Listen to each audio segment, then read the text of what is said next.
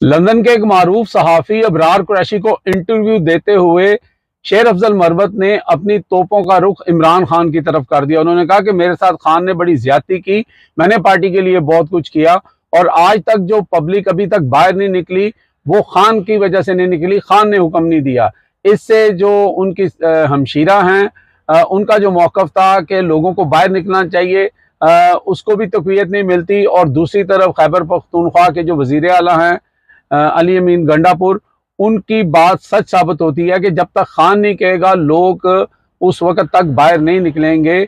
आप सुनिए और उन्होंने क्या कहा। आपने मेरे साथ ज्यादती की है, आपने मेरी आप फिर भी उनसे कहेंगे? क्यों नहीं कहूँगा? आप उनके मुंह पे ऐसा कहेंगे? हमेशा खान के साथ हम रीजनिंग करते हैं और खान ने मेरे साथ ज्यादती की, मेरी बेतौकीरी की, लेकिन ये वाहिद शख्स है जिनको पता है कि मैंने इनके लिए और पार्टी के लिए क्या किया है, तो लिहाजा मेरी गिली की जगह तो खान है।